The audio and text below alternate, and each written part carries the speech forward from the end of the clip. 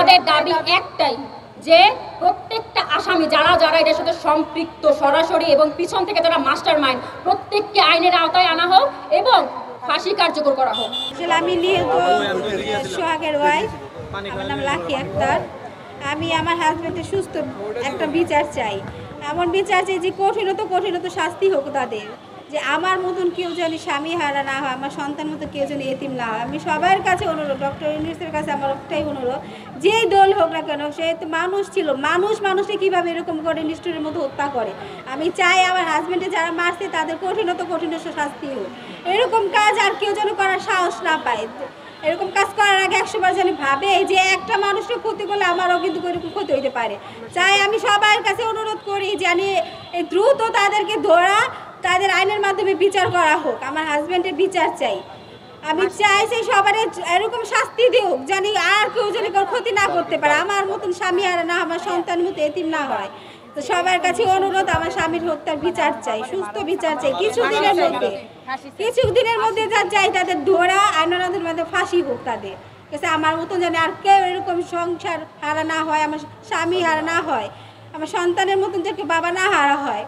আমি সবার কাছে অনুরোধ করি আমার হাজব্যান্ডের সুস্থ একটা বিচার হোক, সে যেন সবাই যেন দেখে বুঝতে পারে যে এরকম অন্যায় করলে এরকম অন্যায় কত কঠিন শাস্তি পাইতে হয়।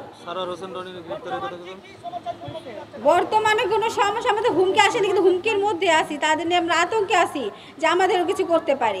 ঠিক আছে, টি2 এক নাম্বার টি2, তারপর ভাইয়া রনি, তারা পিছনে কলকাটি যারা নাচছে, যারা প্ল্যান পক্ষ করে মারছে, কায়েম মোল্লা, ঠিক আছে, আর রাকেশ, এরা এখনো বাইরে আছে, এদেরকে এখনো ধরা হয়নি যারা মেনলি এইসব করাইছে। ঠিক আছে, আমরা চাই আইনের মাধ্যমে তাড়াতাড়ি তাদেরকে ধরা হোক। তাদেরকে না ধরলে আমরা সুরক্ষিত না, আমরা ভয়ে আছি। আমার হাজব্যান্ডের ব্যবসা বাণিজ্য বন্ধ, আমার ছেলে মেয়েদেরকে নিয়ে স্কুলে যেতে ভয় পাইতেছি, বাড়ি থেকে না আমাদের দোকান বন্ধ। ঠিক আছে, আমরা যে চলবো কিভাবে, আমার সন্তানের ভবিষ্যৎ সব নষ্ট। এখন আমরা আতঙ্কের মধ্যে আছি, আমার ছেলে মেয়েদের আমরা খুব একটা কষ্টে আছি, আমরা অর্থনৈতিক কষ্ট আছি, আমার ছেলে মেয়েদের ভবিষ্যৎ নিয়ে কষ্ট আছি। তো আমি চাই সবাইকে ধরে আইনের মাধ্যমে ওদেরকে কঠিন শাস্তি দেওয়া হোক। কিন্তু অলরেডি হ্যারাসমেন্ট করা হয়েছে ফেসবুকে। আমি কিন্তু আমার মামার নিয়ে কথা বলতেছি, আমি চাচ্ছি যে এটা সুষ্ঠু বিচার হোক এবং আপনারা সিসিটিভি ফুটেজগুলো চেক করেন, তাইলে কিন্তু আপনারা অনেক কিছু পেয়ে যাবেন। এই যে আপনারা রাকেশ মোল্লার, কায়ুম মোল্লার কথা বলতেছি, রাকেশ বলতেছি, এই সিসিটিভি ফুটেজগুলো, ওদের পর্যবেক্ষণগুলো, মানে ওদের গতিবিধিগুলো পর্যবেক্ষণ করেন যে আসামিদের সাথে ওদের কিভাবে ওঠা বসা, কোন তারিখে কিভাবে ওরা, কতদিন থেকে ওরা অ্যাবসেন্ট, তাইলে কিন্তু আপনারা পেয়ে যাবেন যে আসলে ওরা কতটা এটার সাথে জড়িত। হ্যাঁ